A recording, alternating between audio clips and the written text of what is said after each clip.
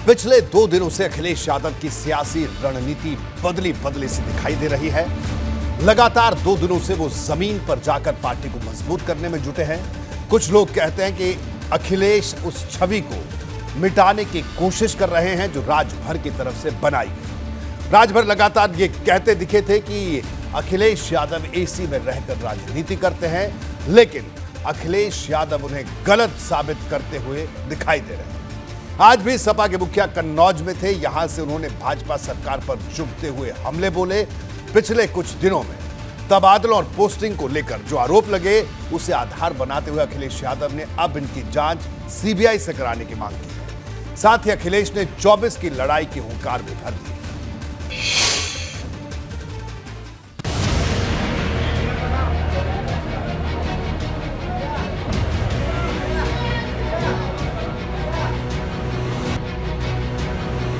कार्यकर्ता तो बहुत है हमारे पास, संगठित होकर के उनको लगातार पार्टी की जिम्मेदारी देना और पार्टी के कार्यक्रमों को देना और जमीन तक पहुंचाने का कार्यक्रम चलेगा। अखिलेश यादव एक बार फिर कन्नौज में थे और इस बार उन्होंने विस्तार से प्रेस कॉन्फ्रेंस भी की।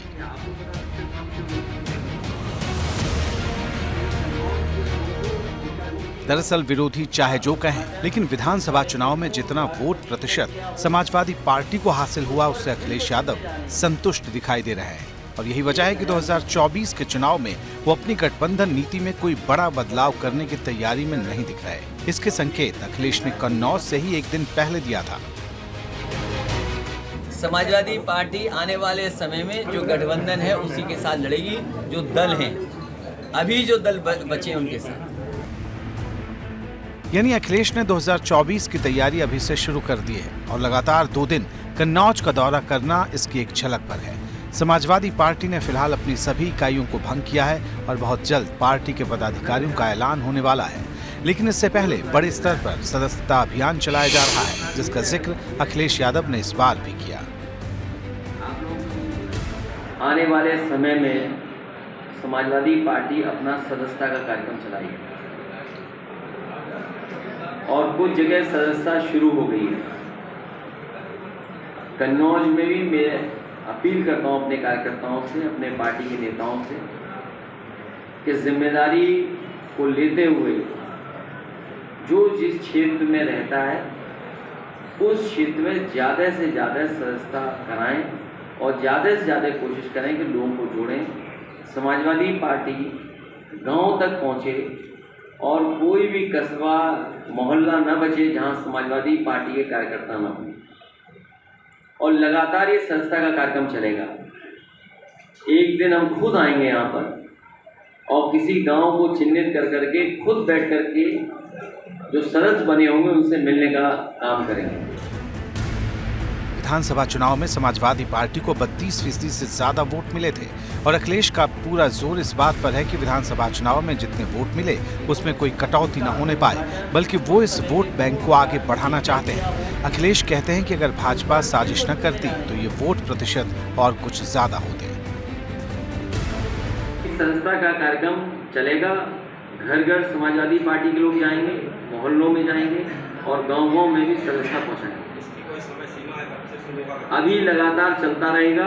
वोट बनाना का भी कार्यक्रम इसके साथ जोड़ दिया जाएगा। वोट बनाने का भी बड़े पैमाने पर बीजेपी के लोगों ने समाजवादियों के वोट कटवाए थे। कन्नौज से अखिलेश यादव एक तरफ जहां पार्टी को मजबूत करने की बात कर रहे थे तो दूसरी तरफ भाजपा पर चुभते हुए हमले भी बोल रहे थे। महंगाई के मुद्दे पर उन्होंने एक बार फिर गोबर वाला तंज कसा है। और सोचिए, जन्माष्टमी से पहले कैसा बीजेपी ने उपहार दिया है। जो कृष्ण भक्त हैं वो जन्माष्टमी न मना पाए, इसीलिए दूध दही घी पर उन्होंने टैक्स लगा दिया है, जीएसटी लगा दिया है। और न केवल कृष्ण भक्तों पर बल्कि हमारी बहनें भी सोचें, क्योंकि जन्माष्टमी में बहुत सारा दूध के काम होता है, बनते हैं पकवान मिठाई, उस पर भी टैक्स लगा दिया बीजेपी। ये पहली बीजेपी पार्टी है जो दूध दही पर टैक्स लगा देगी। इन्हें गोबर पर टैक्स क्यों नहीं लगा रहे?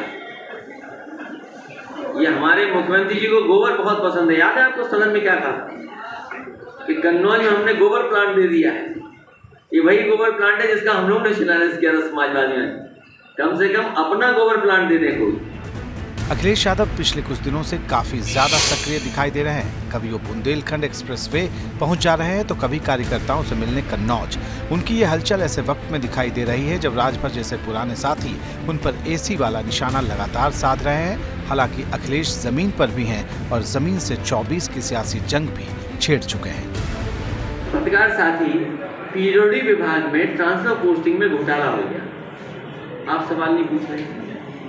नमामि गंगे में उनके ही मंत्री ने कहा कि मैं एक विशेष जाति से आता हूं इसलिए मुझे अपमानित होना पड़ता है। सोचिए भारतीय जनता पार्टी में पिछड़ों को अपमानित होना पड़ता है। और हमारे बहुत सारे जो ऐसे वर्ग हैं क्या कर रहे हैं? जिनको अपमानित होना, मंत्री खुद कह रहे हैं, बताइए जो मंत्री हैं उन्हें खुद कहना पड़ा कि हमें अपमानित होना पड़ रहा है। और केवल एक विभाग में नहीं, स्वास्थ्य विभाग में बताओ ट्रांसफर हो गए। आजादी के बाद से इतना भ्रष्टाचार ट्रांसफर पोस्टिंग में कभी नहीं हुआ जितना भारतीय जनता पार्टी की सरकार में हो रहा है। अभी तो लड़ाई सड़क से हो रही है। कुछ दिनों में यही लड़ाई सदन में भी दिखाई देगी और सदन में अखिलेश किन मुद्दों को लेकर सरकार से सवाल करेंगे ये भी उन्होंने अभी से साफ कर दिया है कि जो भारतीय जनता पार्टी ने किसानों को फ्री बिजली देने का वादा किया था वो पूरा सरकार करे। और सदन में ये बात उठाई जाएगी कि बिजली माफी के लिए आपने कहा था बिजली माफ करें। ये बिजली माफ नहीं, ये जबरदस्ती उत्तर प्रदेश से महंगा कोयला खरीदवा रहे हैं। ये सख्ती कर रहे हैं कि इतना महंगा कोयला खरीदो।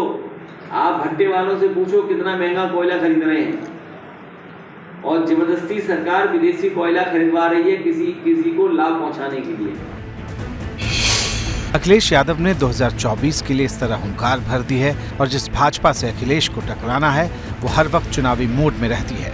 लेकिन सवाल तो बड़ा ये है कि क्या अखिलेश 24 की जंग को जीतकर 4 लगातार हार का बदला ले पाएंगे? यह हार का आंकड़ा 5-0 तक पहुंच जाएगा। Bureau report, ABP Ganga.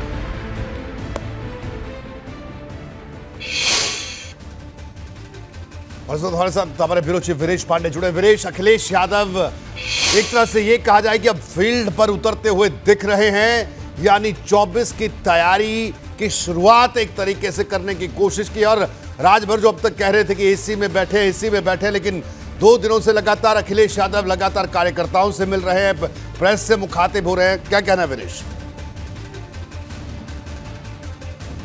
देखिए रोहित जी, भला हो ओम प्रकाश राजभर का कि अगर उन्होंने एसी की बात कही और बुरा लगा हो अखिलेश यादव को और वो जमीन पर उतरे हों, लेकिन इससे भला होगा समाजवादी पार्टी का, कार्यकर्ताओं का, नेताओं का। 24 में वो दिखेगी, लड़ते हुए दिखेगी। उत्तर प्रदेश की सियासत में नंबर 1 की पार्टी है भारतीय जनता पार्टी। यहाँ 2 की लड़ाई है, 3 की लड़ाई है, 4 की लड़ाई है और विपक्ष को ये साबित करना होगा, बार बार साबित करना होगा। जिस तरीके से 2022 का रिजल्ट निकला है और मायावती जी के पक्ष में जो ध्रुवीकरण हो रहा है विपक्ष का, उस लिहाज से अगर अखिलेश यादव सतर्क नहीं हुए, जमीन पर नहीं उतरे, संघर्ष नहीं किए, तो भारतीय जनता पार्टी के खिलाफ लड़ती हुई अगर मायावती और उनका गठबंधन दिख गया तो अखिलेश यादव का बहुत नुकसान होने जा रहा है। और ये समझ अखिलेश यादव को आ गया है। ये बहुत ही शुभ संकेत है समाजवादी पार्टी के लिए, गठबंधन के लिए, कि वो जमीन पर रहे, नहीं तो जमीन खिसक जाएगी और बसपा के पास चली जाएगी। बिल्कुल वीरेश, आपका बहुत बहुत शुक्रिया इस पूरी जानकारी के लिए, इस पूरी चर्चा में शामिल होने के लिए। वीरेश पांडे हमारे साथ मौजूद थे जिन्होंने बताया कि किस तरह से अखिलेश यादव फील्ड में नजर आ रहे हैं।